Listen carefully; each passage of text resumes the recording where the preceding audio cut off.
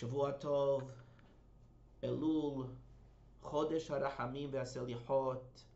The Mashgiach Harav Yeruham points out that Elul is not just a time that we are anticipating, that we are preparing for Rosh Hashanah and Yom Kippur, for the Yamim Noraim, but rather Elul within of itself is a time of tremendous growth. Yemei Ratzon, they are days of favor. Yemei Rahamim, they are days of kindness, days of mercy.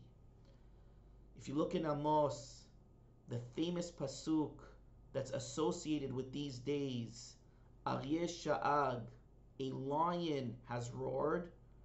Mi lo yir'ah, who will not fear? Who will not tremble?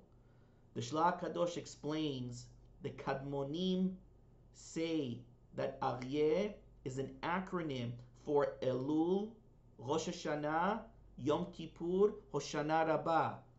So we see that Elul, independent of Rosh Hashanah, is an incredibly auspicious time.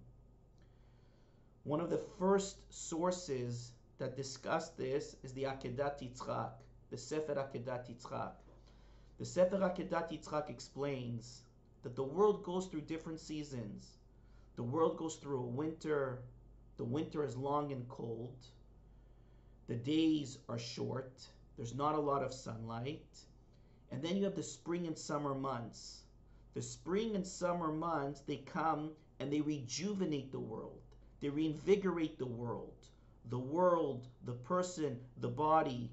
After a long winter with not a lot of sunlight, comes along spring and summer and literally energize and revitalize a person. What the spring and summer months are to a person, to a body, that is what Elul is to the neshama. Elul is a season, it's a time that rejuvenates, that revitalizes the neshama, that spiritually rejuvenates, that spiritually revitalizes a person's neshama, a person's soul. We know that there are certain seasons that if a person is suffering from certain conditions and certain ailments, that there are certain seasons in the calendar that are therapeutic to a person. So too Elul. Elul is spiritually therapeutic to the neshama. There are many pesukim that hint to the month of Elul. The most famous one being Ani ledodi v'dodi li. Another pasuk that hints to the month of Elul, Umal Hashem Elokecha et levavecha ve'et levav zar'echa. Et levavecha ve'et levav zar'echa.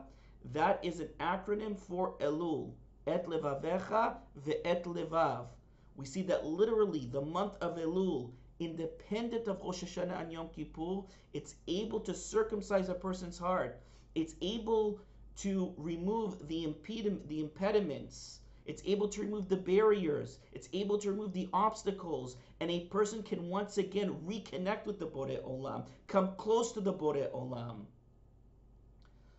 The Kaf HaHaim writes that the 40 days from Elul to Yom Kippur, that is symbolic of the 40 days, of the first 40 days that a fetus forms within the womb of a mother.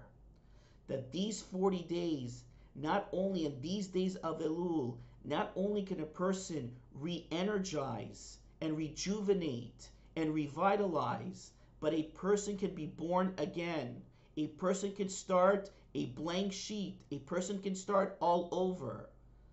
But a person has to realize how critical, how important every single day, every single moment of the month of Elul is. It's not only to be understood in the context of Rosh Hashanah and Yom Kippur, but every single moment and every single day, there's incredible opportunities, incredibly auspicious in the month of Elul.